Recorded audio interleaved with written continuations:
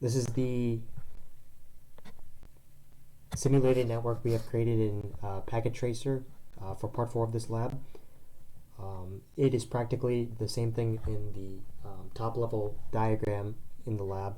It is two separate networks connected with a single link between the two top level routers, and you'll see that each network has two switches, and those switches have PCs connected to them, and we'll just go over some of the functionalities and just verification that everything works as outlined.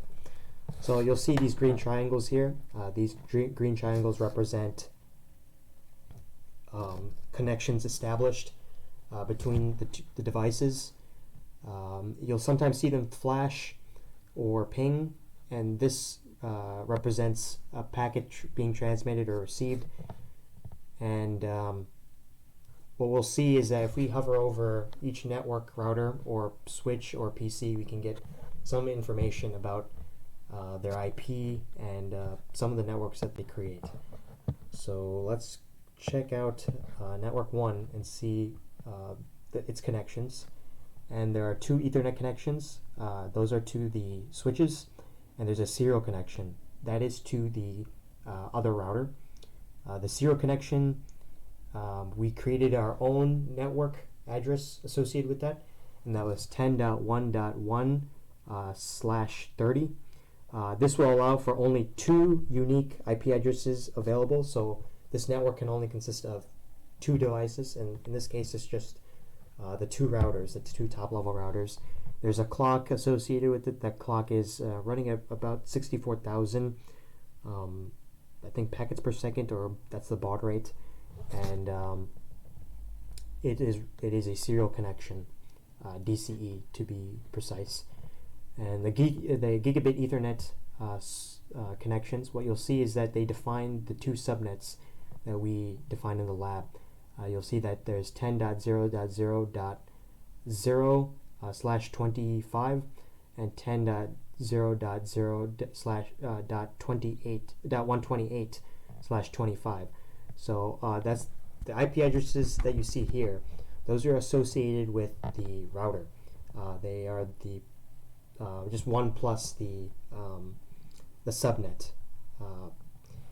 As you can see, these are the switches. The switches are kind of like dumb devices, so they don't have IPs. But if you look at the PCs for each of them, you'll see that they do belong to that subnet that we defined for each of the switches, for each of the networks, subnetworks that we have. If you hover over this PC, you'll see that it has a some information about its IP address, and it's 10.0.0.22/25, which is part of the subnet associated with 10.0.0.0/25, and you'll see that it's gateway, which is the router that it sends information to, as 10.0.0.1. Its IP address, as well as the other PC's IP addresses, are resolved by the router via DHCP. This is the other side of this network, the other subnet. You'll see that it's the IP address is 10.1.1.151/25, which means that it is part of this subnet of 10.0.0.128/25. The 25 is obviously the prefix that stays the same in the subnet.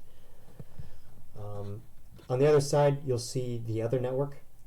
This is the links that it has. It obviously has a serial link, which we discussed, and its serial link IP address is 10.1.1.2. And like I said, that we defined the network's subnet and subnet mask to only allow two IP addresses, so we can only have two connections to this network. You'll see the 2 gigabit Ethernet connections. Those are to the switches, and they will also define the two subnets needed for this network, and that's 10.2.2.0/25 and 10.2.2.128/25. And you'll see that the IP address is listed as just one plus the subnet, which is 10.2.2.1, and 10.2.2.129. Again, switches, if they're not smart switches or managed switches, they don't have IP addresses. They kind of act like dumb devices. They route traffic from the two subnets defined by the router, and we can confirm those subnets by looking at the IP addresses of the PCs connected to the two individual switches.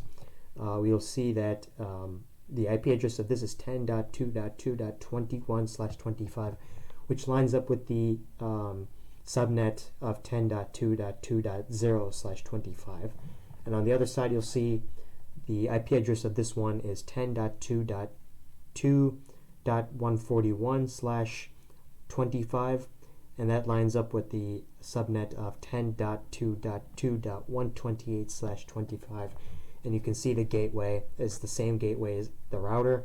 And again, via DHCP, these PCs are getting their IP addresses. So those are the connections, and as you can see, everything is connected and working, and you can see the creation of the subnets and the overall network. Thank you.